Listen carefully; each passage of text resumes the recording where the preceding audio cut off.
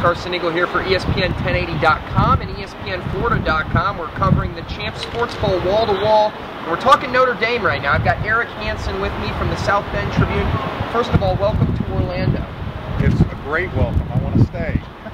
It's snowing in South Bend. Probably a little colder up in Indiana. What have been your impressions of the team as they've gotten here, their experience thus far here in Orlando? I think they've done a good job of having fun and balancing the business. You know, that's one thing Brian Kelly's had some success with in his past, not just at Notre Dame, but at Cincinnati and Central Michigan, is finding that balance, not being too distracted with all the fun stuff, but also getting down to business for the game. What is the opinion, if you gauge it in South Bend, about Brian Kelly? It seems as if the program has gotten better each year he's been there, but is it quick enough for Notre Dame faithful? It's never quick enough for Notre Dame people. They won it in the first. They went in the first game. You know, I think that there's this angst with Notre Dame fans because they want Brian Kelly to be the guy, and they want to see signs that he is that guy. And when they see growing pains, they get a little bit worried about it. And this year's team had a lot of triumphs. The defense really accelerated and became a defense that's worthy of getting into a BCS level ball.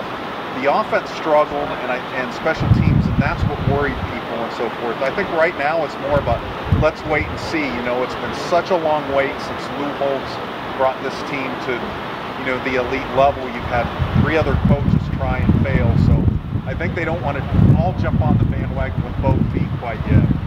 Manti Te'o, the talented linebacker, probably the #1 guy of that defense, he's elected to stay another year. What went into that decision for him? This time, he just felt like it was part of his spiritual journey. He didn't elect to go on a Mormon mission like a lot of kids of his faith do for 2 years.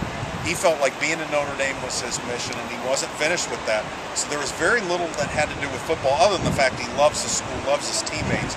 But he really wanted to do a lot of the social service things. He felt like being a college player, he is really making a difference with people. So very interesting young man, very different set of priorities. Now, wide receiver Michael Floyd, he's already been through that choice. He came back for his senior year.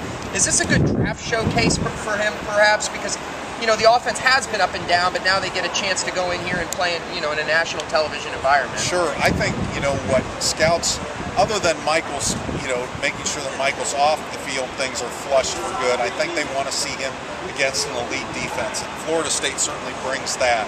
So, you know, there have been a couple of instances this year where people were able to double team Michael, kind of out-scheme Notre Dame and take him out of the game. If he's able to be a star in this game against that defense, I think it's really going to tell NFL people a lot.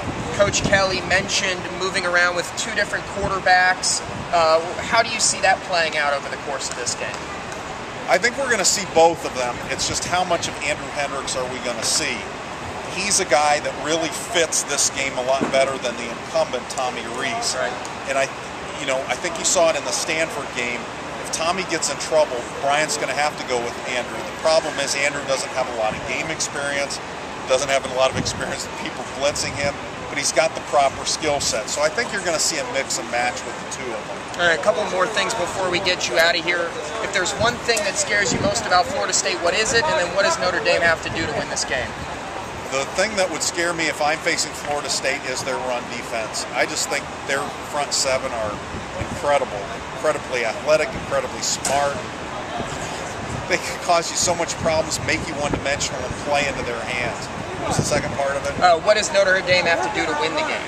Notre Dame's defense is going to have to play its A game. Their special teams can't hurt them. But really, the quarterback position is finally going to have to evolve for this team. They've been sitting in the 50s in terms of passing efficiency all year, and that's not good enough to beat a team like this. So the quarterback play is going to have to be the best it's been this season. Well, we appreciate the time. That's Eric Hansen from the South Bend Tribune, and I'm Carson Ingle. Keep it here locked to ESPN1080.com and ESPNFlorida.com. Through Thursday, we'll have roundabout coverage of everything Champs Sports Bowl, Notre Dame, and Florida State.